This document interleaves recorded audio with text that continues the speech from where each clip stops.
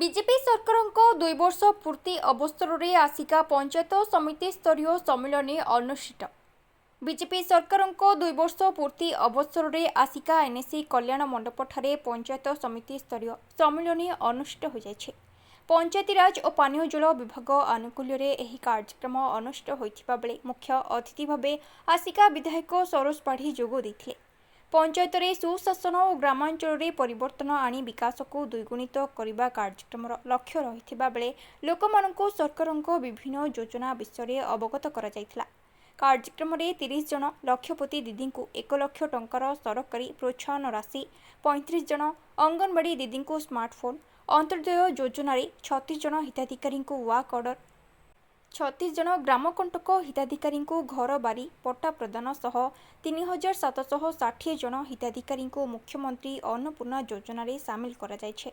एही कार्यक्रम रे आसिका भारप्राप्त बीडीओ राजेंद्र प्रसाद नायक, एबीडीओ सुशांत कुमार बेहेरा, अतिरिक्त तहसीलदार अमरेश साबत, सीडीपीओ शांतिकर सुधा पट्टनायक प्रमुख उपस्थित रहिथिले।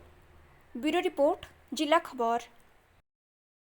ये 2 वर्षर विकासर धारा ओडिशा सारा आमे लाइन रो शेष भाग रे जो लोक छिड़ाई थाउछंती तांको पाखरे आमे पहुंचू।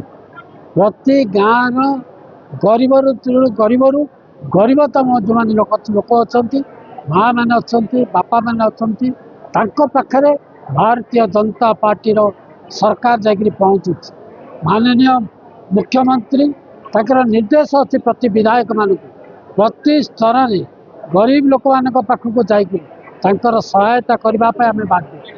दलर निर्देश, मुख्यमंत्री निर्देश को आम पालन करूँ। देखु आज आम देलु जमीर पट्टा देलु, घर देलु, वार्धक्य भत्ता विधवा भत्ता देलु, रेशन कार्ड देलु, घर मध्य देलु। सबु जिनस गोटे प्लाटफर्म रे 4 दिन धरिकी ये जो विकास धारा ओडिशा सारा माननीय मुख्यमंत्री चली आम समस्ते सहयोग करवा।